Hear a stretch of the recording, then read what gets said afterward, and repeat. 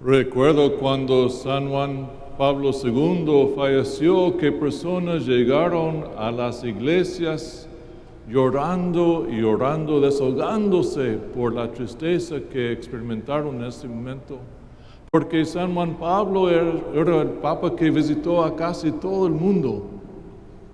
Y aunque estaba en frente de millones de personas dijeron que sentía que él tenía un amor especial para mí.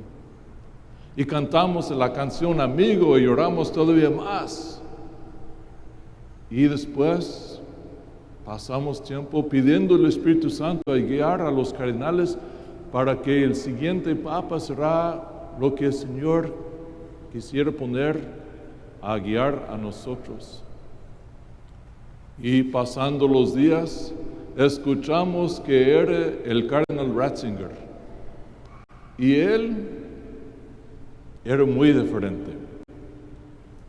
Juan Pablo tenía una personalidad muy grande. Benedicto era una persona muy introvertido, muy tímido. No quiso tener el papel. Recuerda que él, cuando era encargado de la doctrina de la fe, quiso que el Papa Juan Pablo lo nombrara nomás como un trabajador en la biblioteca. Y personas preguntaron a sí mismo, cuando Benedicto estará presente, por ejemplo, al Día Mundial de los Jóvenes, va a cambiar su personalidad, va a actuar como Juan Pablo. Y cuando llegó, actuó como si era. Porque él sabía que nunca iba a ser igual como Juan Pablo, pero que él era el amado de Dios. Y Dios lo escogió con su personalidad y sus capacidades precisamente para guiar a nosotros en este mundo. Él no necesitó fingir a ser alguien diferente, porque él tenía una vida ya de certeza del amor de Dios por sí mismo, y que Dios creó a cada persona en su imagen y semejanza, y que nosotros así somos los amados de Dios. Es lo que quiso mostrar a nosotros durante toda la vida, que tenemos un Dios que no castiga a nosotros, pero que nos ama, que nos invita a tener una vida en abundancia y plenitud.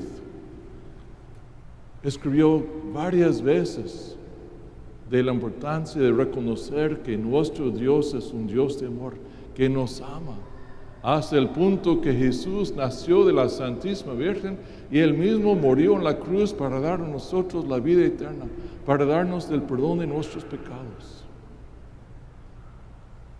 Él quiso que nosotros entendamos bien que Dios nos ama, Dios nos quiere. Y quiso que nosotros vivimos como los amados del Señor, abriendo nuestros corazones a su amor y a proclamar su amor a los demás. Por eso, las últimas palabras antes que falleció eran, Señor, te amo. ¿Qué más podemos pedir de alguien?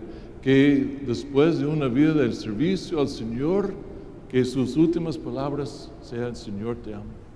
Este solamente puede pasar cuando nosotros tenemos una relación con Él, y Él nos invita a seguir formando esta relación.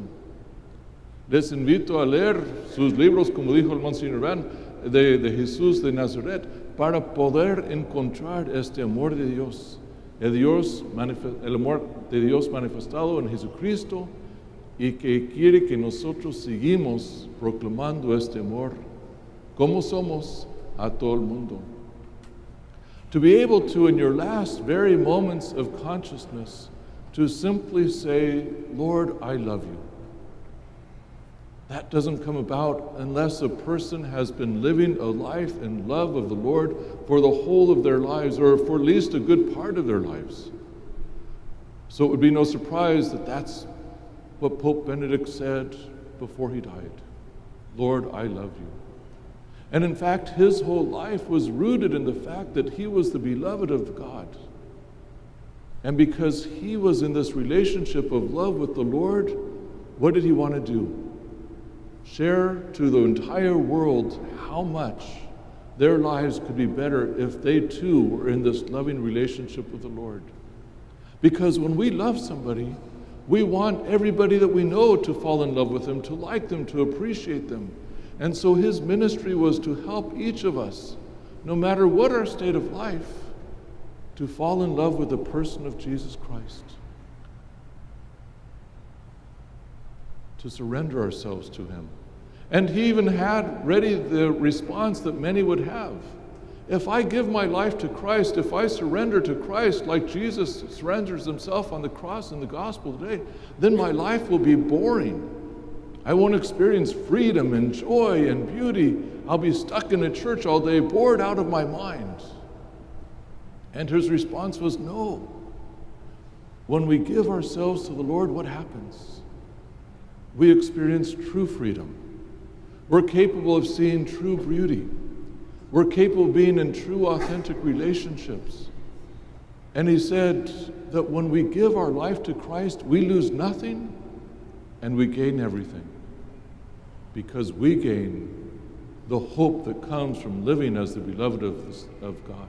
We live the hope that comes from believing in Jesus Christ, risen from the dead, so that heaven now is a possibility for us, that death no longer has power over us, that we live no longer in drudgery, but in beauty and in love. That's what his writings were about, helping us to fall in love with God, who is love, the name of one of his final encyclicals. God is love. Jesus of Nazareth, Bishop Van mentioned that trilogy. If there's not anything else that you would do after tonight, I invite you to go and read that, because it's his way of saying, here's Jesus whom I know and love. I want you to fall more deeply in love with him. I want you to experience the great grace that I've been given through the gift of faith, the opportunity to learn about this wonderful man. Because we cannot love whom we do not know. And through Benedict's papacy, through Benedict's life, through Benedict's mystery, we now are able to know Jesus in a more profound way, and then fall in love with him. And then he asks us, echoing the words of St. John Paul II, to not be afraid, but to go out and proclaim Christ to the world, to invite people to this freedom, this hope, this joy that comes from Christ, so that we too, one day, having lived a life in love with Jesus, will join Benedict and all the saints in heaven in the purest form of love, that of being in the presence of the Blessed Trinity.